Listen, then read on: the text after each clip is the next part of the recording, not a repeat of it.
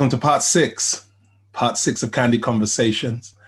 Once again, I want to thank you so much for journeying with us, engaging us, for challenging us with your thoughts, for inspiring us with your questions and your interactions, and continue to do so.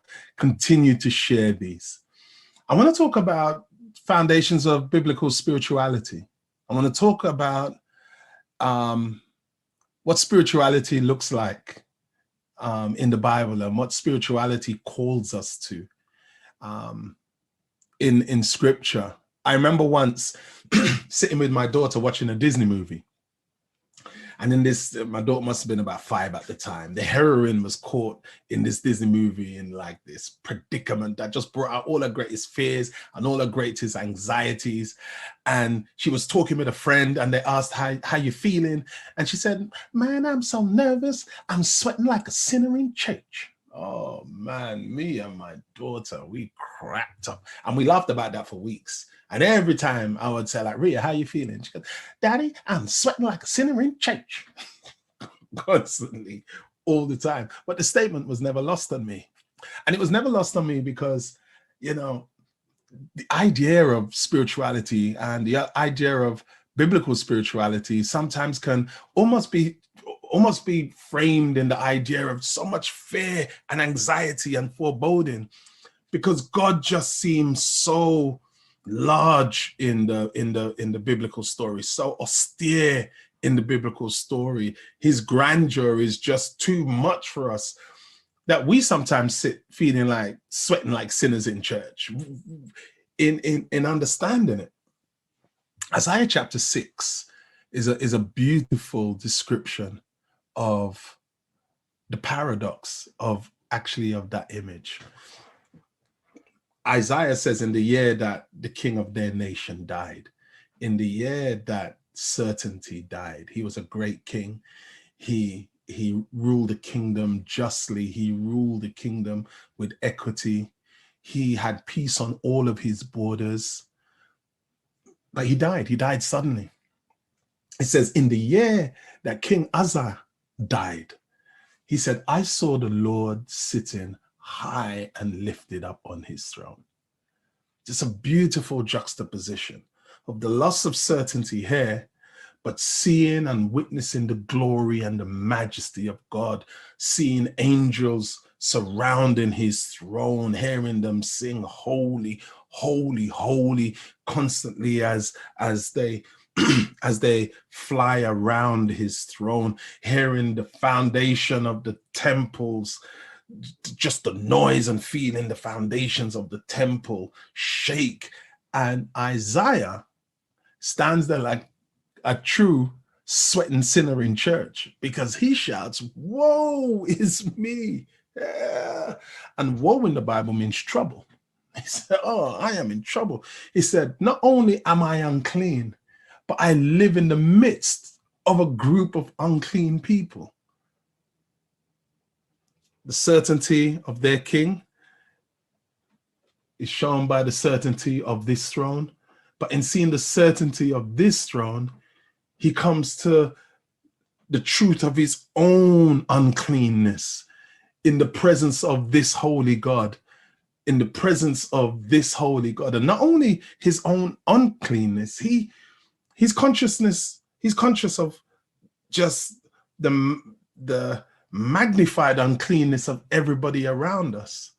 But so many of us travel life that way. We seem to carry our issues and our dramas and people's dramas all the time. We carry our issues and their dramas. We carry our problems and their opinions about our problems. We carry our failings and their judgmental nature about our failings. We carry our disconnection and we carry their disconnectedness.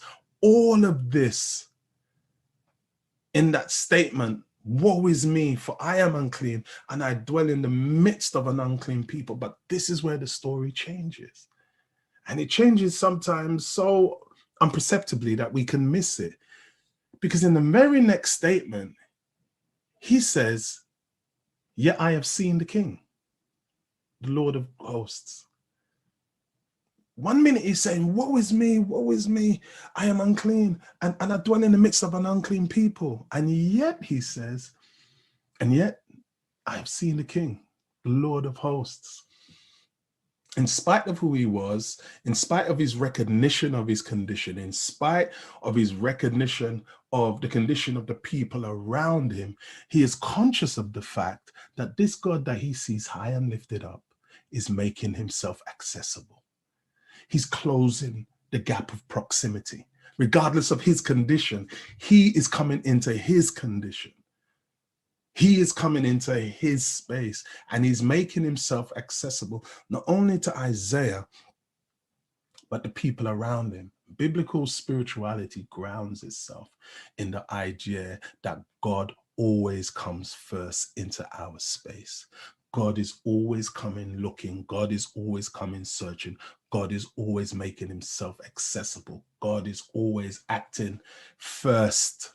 God is always moving first. You saw that with Adam and Eve in the first story when they realize their uncleanness and they hide, and he asks, "Where are you?"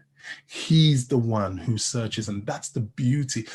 That's the beauty in the image of a God high and lifted up, so much unlike us in every sense of the word, who allows himself to be seen, who is making himself seen, who is making himself accessible. God wants us to see him. God wants us to know that he is making himself accessible to us. Biblical spirituality does not ground itself, first of all, in our experience of ourselves. It grounds itself in our experience of seeing ourselves in relation to God. It grounds itself in us seeing ourselves in relation to a reality bigger than us. It grounds itself in us understanding that there are answers outside of us. It grounds itself in understanding that the human condition always needs a reality check. And that reality check is our recognition of who we are, honesty about who we are, honesty about where we find ourselves, honesty about how we navigate situations in a world that is larger than us. Woe is me is that recognition. It's not about self-loathing, it's about self-honesty. It's about understanding two things, especially when coming into the idea of biblical spirituality, that we are coming into the presence of somebody who sees us beyond all the things we see ourselves as, and all the pictures that we hide behind, and all the ideas that we hide behind. He sees to the core and the epicenter of what constitutes uncleanness in us. However, he draws us into his presence because he wants us to know that his presence is the answer to any uncleanness we will find in ourselves. And that's beauty. That in and of itself is beauty. So Isaiah saw the Lord as the Lord is so that he could see himself as he was. And that's the beauty of biblical spirituality. Biblical spirituality is always allowing us to frame ourselves back into that space of understanding God so that we can understand ourselves. And in understanding ourselves, that recognition brings confession. Recognition always brings confession. He saw the Lord, he saw himself, he confessed, "Woe is me." But what happened in the space of that? He recognized his uncleanness, and then the story says that an angel comes and touches him, touches his mouth, touches his life. Why? Because confession always brings renewal. If you can be honest and confess who you are and be honest about where you find yourself, within that honesty is the power to move away from that space. And that's what God is doing. There are people close to me who, when I, Eddie Hypolite, lose my way and my sense of who I am and where I've come from, there are people who know me well enough and who have known me long enough and who have allowed to know me deep enough, who know how to speak words to me, who know how to remind me of stories, who know how to remind me of my journey. And in reminding me renew in my mind and restore in my mind and give me that sense of deepened renewal so that I can come back to square one. How much so more with God? That's what the biblical writers are trying to get us to understand. The presence of the Lord meant that his guilt was gone and his sins were forgiven. And renewal is always a byproduct of recognition and confession. Renewal is always.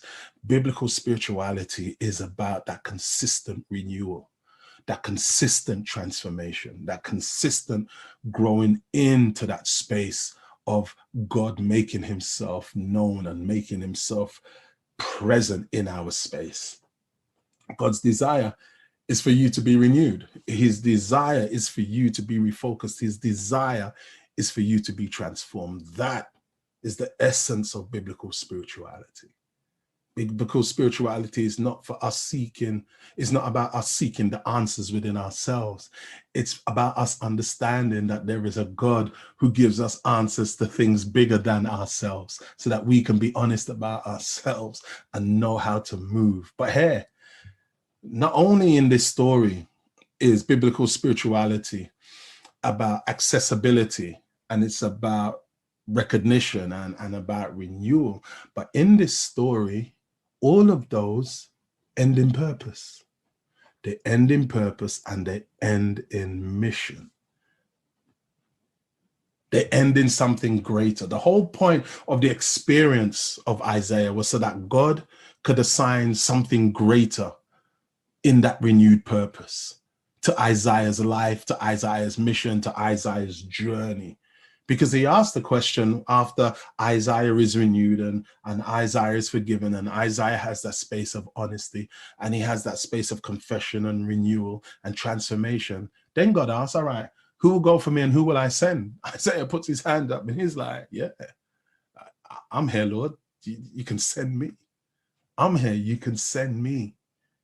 Our renewal has purpose assigned to it.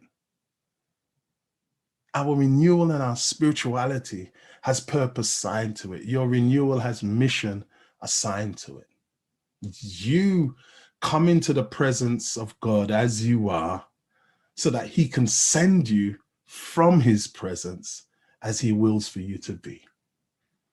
That is biblical spirituality. That is biblical spirituality. The prophet Micah is a contemporary of Isaiah. He's prophesying at the same time. No doubt he would have gone through the same thing. They would have been speaking as a group of prophets within this nation, speaking to the nation around them. And this is what God says to him in terms of mission and in terms of purpose. It says, God has shown you, O Son of Man, what is good. He said, and what the Lord requires of you, to act justly, to love mercy, to walk humbly with your God.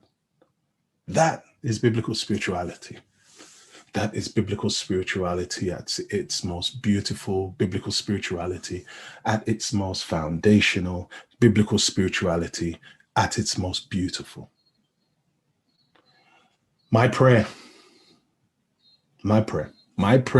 is that you not only come to the realization that a God of intentionality is seeking you, but that you also come to understand and realize that intentionality within your lived experience.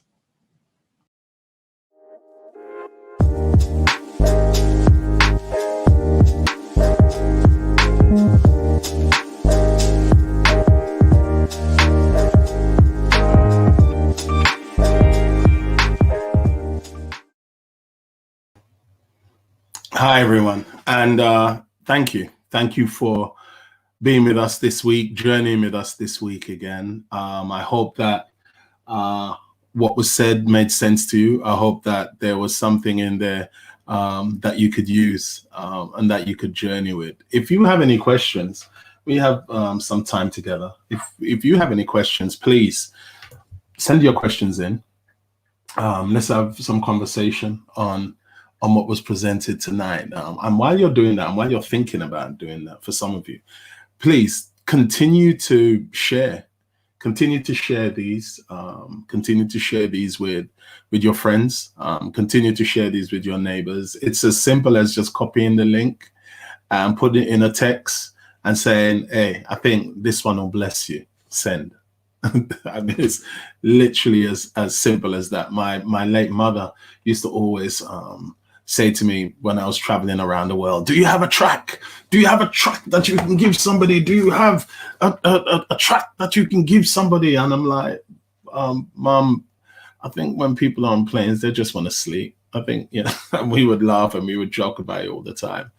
But literally copying the link to these Candid conversations, putting it in a text and pressing send is your digital track. And, you know, you could take 5 minutes to send the same thing to 10 people and just spread it out.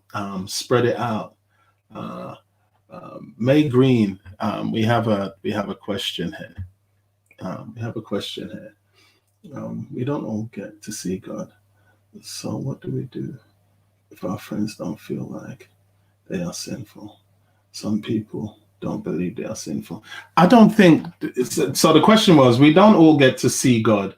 So what do we do if our friends don't feel like they are sinful? People don't believe they are sinful. I don't think the goal is to make people feel they are sinful. I think people know who they are. You know, whether you want to call that sinful or people know who they are. In the New Testament, and you look in the Gospels, all the sinful people constantly wanted to be around Jesus. All the religious people hated being around Jesus. Why? Because Jesus made the sinful people feel hopeful. He made them feel like, I just love the way this man lives. I actually, you know, when I'm around him, I realize there's just gaps in who I am as a human being. And that's not simply because Jesus is pointing out their sin. That's because Jesus is just living a life that just runs deeper than theirs. Jesus is living a life that seems to have so much more substance, so much more depth. I think that's what we're called to do. We're not called to point out people's sins and make them feel sinful. Because what we're now doing is comparing our lives against their lives. I think what we are called to do, I believe that what we are called to do is to live a life that is so attractive that people ask us about that life, that they inquire into that life, that they seek that life. I believe that that's what we're called to do. I believe that that's what Jesus does in the Gospels. I believe that that's what God has always been doing all the way through the biblical story. Do you need to be spiritual to go to heaven or just good? You need to be born again. You need to be born again. You know, you need to be born again, first of all, just to understand the concept that there is a God out there that has attached himself to your life. You need to have faith in the fact that there is a God of salvation that has pulled you into something, so wonderful, simply for the fact that you are loved and that you've always been loved, that you are chosen and that he has always chosen you. You have to remember, in the idea of salvation, what was cut was the connection between earth and heaven. That is what was cut. The connection between heaven and earth was never cut. We cut the connection between earth and heaven. God has never had a problem with us. We had the problem with him and cut the connection. His job was to come back down and reconnect so that we could make conscious, honest, true decisions about him as he reveals himself to us. I think we have run over time. Have we run over time? They're going to tell me We've got one last question. How do we know when God is speaking to us, or that we're hearing from God? I'm going to cover that next week. I'm going to cover that next week, Crystal. I'm going to cover that next week. So please stay with us. Stay with us. Jump back in. That is actually what I am covering next week. How do we know when God is speaking to us, or that we're hearing from God? So listen, thank you. Continue to journey with us. Continue to stay in that space of connection with us. Share these conversations. Somebody just oh, I have 8 minutes. Oh, okay then. Because I was just about to ask. Somebody let me know how much longer I've got, because I'm looking at the times. You know, I'm in Australia, so it's 11:22 Friday morning. Happy Easter. Yeah. Happy Good Friday to you all. How do we know when God is speaking to us? Am I going to preempt? Am I going to preempt? We know that God is speaking to us, and I'll give you just a touch. We know that God is speaking to us because he asks us to go down deeper in order to grow up stronger and to go further in purposes that are bigger than us, further in purposes that draw people into bigger purposes in their life, because he asks us to do things that we believe aren't possible within ourselves, because we don't have that much love, we don't have that much care, our hearts aren't that big, but he instills within us something so much bigger than ourselves. And we have that sense that God is leading us, that God is speaking, and God is giving us a sense of his presence. Remember, the one thing that we know about God is this: God never asks us to do anything or believe him in any way in the Bible without first giving us reason to know that he can be believed. He never asks us to trust him as human beings without first giving us reason to know that he can be trusted. God is always the one who is stepping first. He's always the one who is loving first. We love God because, he first loved us. So God is always in that space, pulling us into something deeper. You know that it is summer here. I've already told you. Well, actually, it's not summer, it's autumn. But we've had such terrible rains here. And so the sun has just come back for the last push at the beginning of autumn. So allow me to just wipe some of the sweat from my head. I hope, Crystal, that begins to give you some answer to your question. We're gonna flesh it out next week, though. That's going to be our journey next week. It's going to be a type of journey, or actually over the next 3. We're up to episode 6 now. Up to episode 6. I can't believe it's episode 6. And actually, let me make one correction. I said that King Uzzah died in Isaiah chapter 6. It's King Uzziah. Forgive me, I snapped the end off of his name. It's not King Uzzah, it's King Uzziah who died. Certainty in the Bible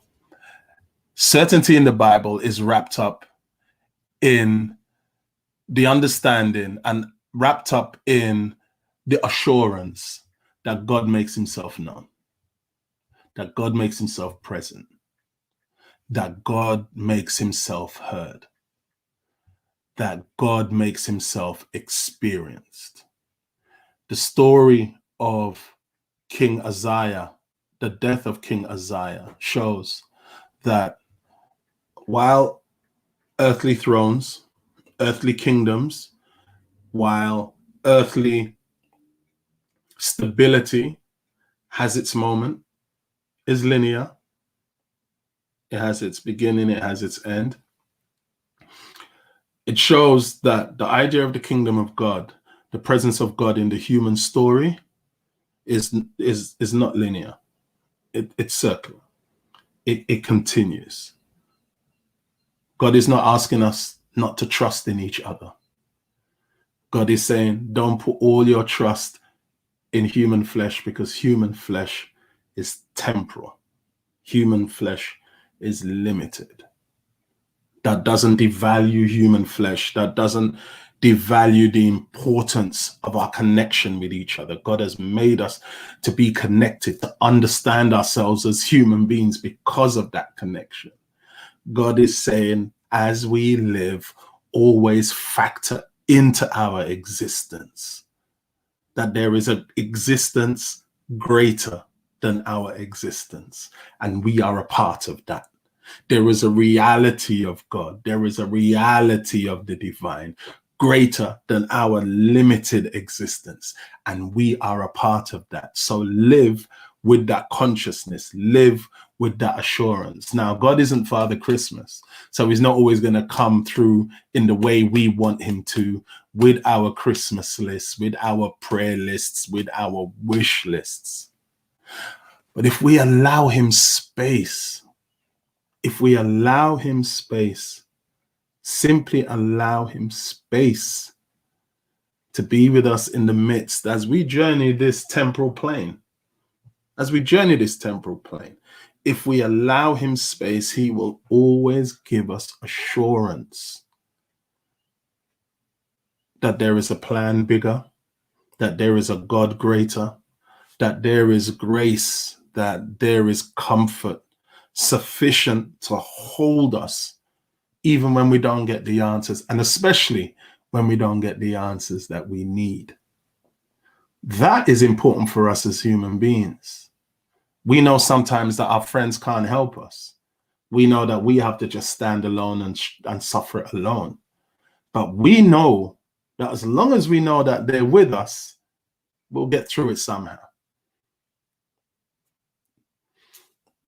It is exactly the same with our relationship with the divine. How can we learn to trust God more when things around us are going bad? By consistently living and walking and having consciousness that the things that he says are true, but we can only understand the depth of of how true they are in our lived experience. We study the Bible to be informed of who God is, but it's in the living of life, it's in the daily living of life that we truly understand the theory of what it is that we read. We read that God is love, but it's in the loss and the difficulty of life that we understand how deep that love goes. God didn't become a God of love because we sinned and because we strayed. God was always a God of love.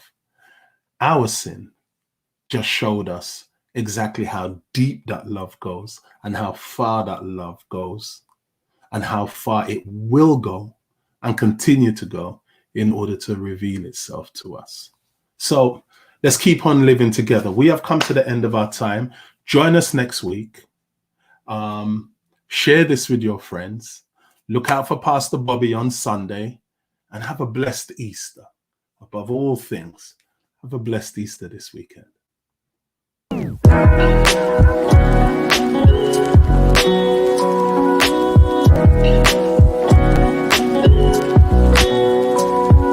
Thank you for joining us this evening for Candid Conversation. If you love what you saw here tonight, be sure to subscribe to our YouTube channel, as well as turn on your bell notifications so that way you know every time we go live. Have any questions? Be sure to click the link in our description box and let us know your thoughts. And remember, ain't no judgment on this side. Also, be sure to like, comment, and share us on all of your social media platforms so that way your friends and family can be a part of the community as well and stay in the know of everything here at Mount Pisgah. See you next time.